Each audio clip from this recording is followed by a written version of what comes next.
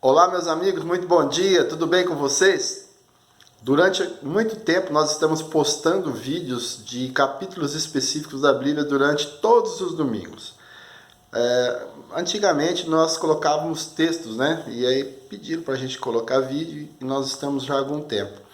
E lá no canal Antônio Lima Braga Júnior, no YouTube, você tem disponível uma série de vídeos que nós já colocamos nesses últimos anos. O intuito é colocar todo o Novo Testamento. Você vai ter disponível o Novo Testamento inteirinho, capítulo por capítulo. E aí você pode assistir, compartilhar, assistir novamente, né? E hoje nós vamos falar sobre o 12º capítulo da Epístola aos Hebreus, né? Esse capítulo nós postamos no Facebook durante a semana e aí aos domingos a gente fala um pouquinho sobre ele, tá bom? Você tem total e absoluta liberdade de compartilhar esse vídeo com quem você quiser. Estamos falando sobre a palavra de Deus. A opção é você levar a palavra de Deus a todos. E nós estamos fazendo isso. Poderíamos fazer vídeo de outros assuntos. Entretanto, foi esse assunto que Deus nos confiou. E eu espero contar com você para que você possa nos ajudar a divulgar a palavra de Deus. A Bíblia é simples, né? Nós complicamos porque existem vários fatores, né? Ela foi escrita em outras línguas e aí tem as versões brasileiras. A própria língua portuguesa tem uma série de sinônimos e expressões que têm outros sentidos e os estudiosos que têm boa intenção levam ela de maneira simples. Aqueles que têm outras intenções, seja elas quais forem, procura complicar, mas ela não é complicada, tá? A palavra de Deus é simples e objetiva, tá bom? Eu começo perguntando para você, você já parou para imaginar o que pensa um atleta profissional que está prestes a iniciar uma corrida, por exemplo? Obviamente o intuito dele é vencer, né?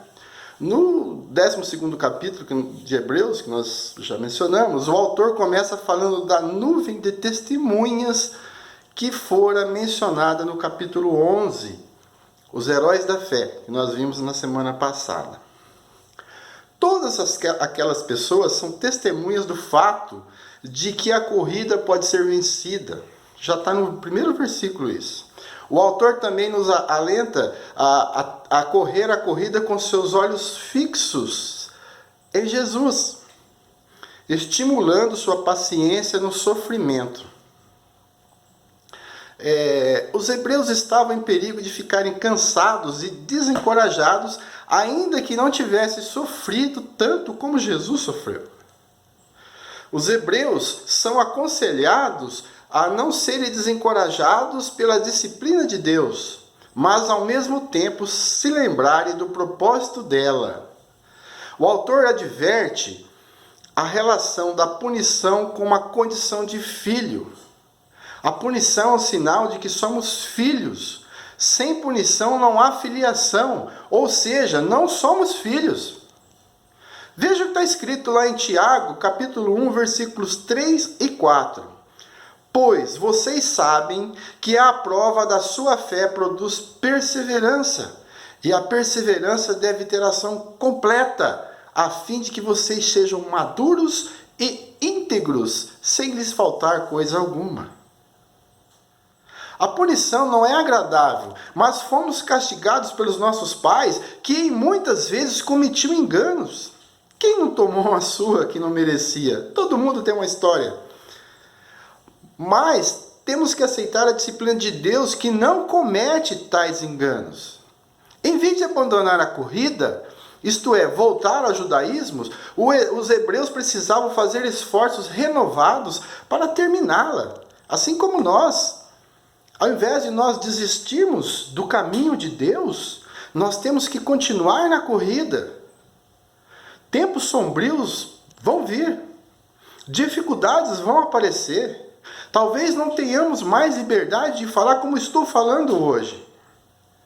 Mas Deus está conosco, nós temos que manter a nossa corrida, o nosso alvo, que é Jesus Cristo. Além disso, o autor deixa um recado de que aquele povo não deveria esperar a salvação apenas pela simples associação com o povo de Deus. Em vez de ser por uma vida de fé e obediência. Eles se achavam como povo escolhido. Esqueciam de uma vida de fé e obediência. Deuteronômio 29, do versículo 14 a 29, fala um pouquinho sobre isso, que a salvação é fruto da obediência e não de condição de raça. Se você puder, leia. É só colocar no Google. Aquele povo hebreu e nós também temos que ter cuidado de não seguirmos o exemplo de Esaú, que não teve nenhum cuidado com os privilégios espirituais. Tem pessoas trocando privilégios espirituais por qualquer coisa. Por um final de semana. Por querer aproveitar algo que passa, que é vaidade. Temos que estar atento a isso. De fato, os hebreus não tinham que fazer um pacto entregue com espetaculares manifestações físicas, mas antes há um pacto com superiores privilégios espirituais. Esse pacto é de Jesus, o mediador dessa nova aliança. O final do capítulo é marcado por uma expressão muito forte. Temos que ter reverência e temor a Deus. Fato que muitos não têm. Tem pessoas que brincam com Deus. Temos que ser gratos a Ele, pois estamos recebendo um reino inabalável. Ou você acha que o seu coração bate porque você quer? Não tem uma tomada ligada no nosso coração. Não tem explicação científica plausível para definir o que é a vida. E você não tem gratidão com Deus? Temos que ser gratos a Ele, pois estamos recebendo um reino inabalável. O autor diz que o nosso Deus é fogo consumidor. Como assim? O foco está na sua santidade? É uma advertência sobre o julgamento? É uma expressão da sua pureza? Claro que sim. Vejamos, Deus é santo e puro e justo. Nossas imperfeições, falhas e pecados contrastam com a sua perfeição. E apesar de tudo isso, ao invés de nos destruir com o seu fogo santo, Ele nos renova e nos purifica. Nós temos a possibilidade de aproximarmos de Deus através de Jesus. Vamos desfrutar dessa possibilidade hoje. Pois é hoje que Deus concede essa oportunidade ímpar para a sua vida. Bom dia, meu querido. Que a paz do nosso Senhor Jesus Cristo esteja com todos.